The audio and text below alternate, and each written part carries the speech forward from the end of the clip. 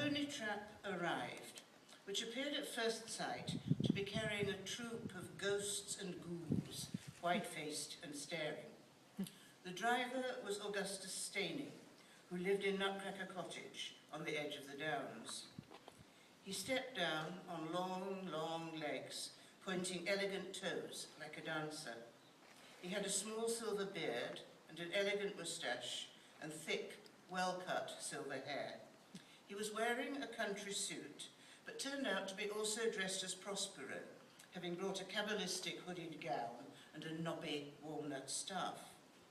He was a theatre director and occasional playwright, whose best-known works were productions of Peer Gynt and The Tempest, although he had written a historical drama about Cromwell and Charles I. His ideas were advanced. He was interested in the new German drama and in German tales and imaginings.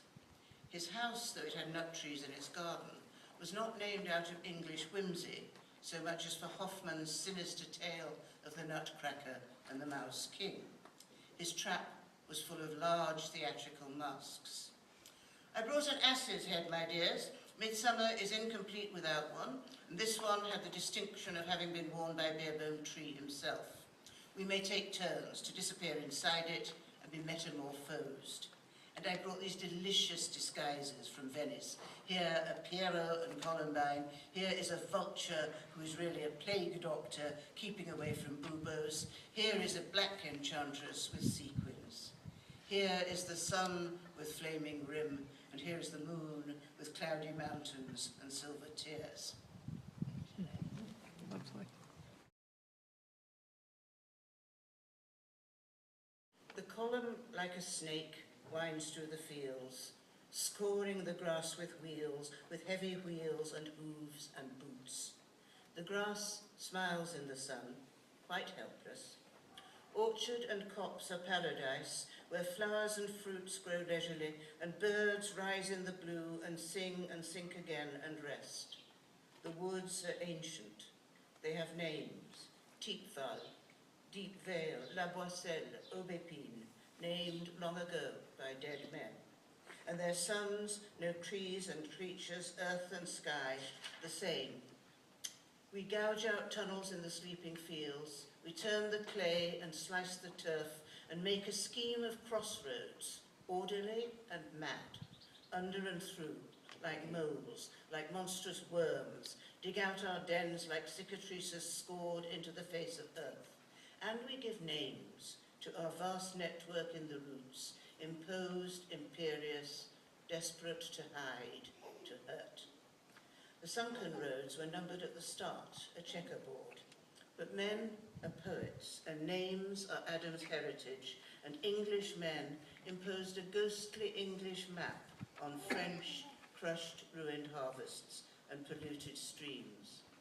So here run Piccadilly, Regent Street, Oxford Street, Bond Street, Tothill Fields, Tower Bridge, and Kentish places, Dover, Tunbridge Wells, entering wider hauntings, resonant, the boggart hole, bleak house, deep doom and gloom. Remembering boyhood, soldier poets recall the desperate deeds of lost boys, Peter Pan, Hook Copse, and Wendy Cottage. Horrors lurk in Jekyll Copse and Hyde Copse. Nonsense smiles as shells and flares disorder tidy lines in Walrus, Gimble, Mimsy, Borough, which lead to Dum and Dee, and to that wood where fury lurked and blackness and that crow.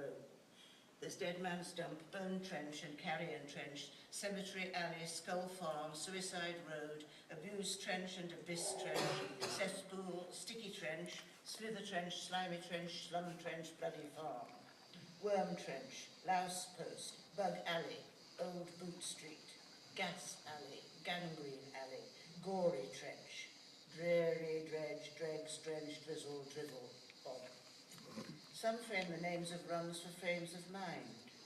Tremble Copse, Wrath Copse, Anxious Crossroads, Howl, Doleful and Crazy Trenches, Folly Lane, Ominous Alley, Worry Trench, Mad Point, Lunatic Sap, and then Unbearable Trench, next to Fun Trench, Dismal Trench, Hope Trench, and Happy Alley. how they swarm, the rats, fat beasts and frisking, yellow teeth and tails twitching and slippery. Here they are at home, as gaunt and haunted men are not. For rats go plump in rat holes and are not afraid. Resourceful little beggars, said Tom Thynne, the day they ate his dinner as he died. Their names are legion. Rat hole, rat farm, rat pit, rat post, fat rat, rat's alley, dead rat's drain, rat heap, flat rat, the better ole, king's rat. They will outlast us. This is their domain. And when I die, my spirit will pass by through Sulphur Avenue and Devil's Wood to Jacob's Ladder, along Pilgrim's Way to Eden Trench, through Orchard, through the gate to Nameless Trench and Nameless Wood, and rest.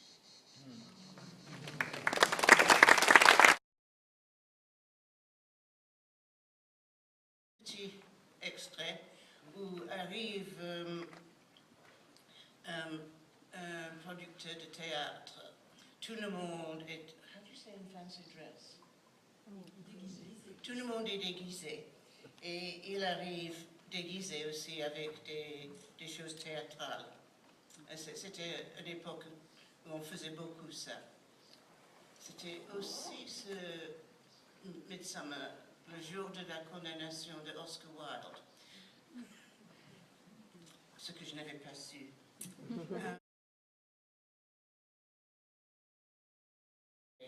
Pendant la Première Guerre, surtout les noms donnés par les Anglais.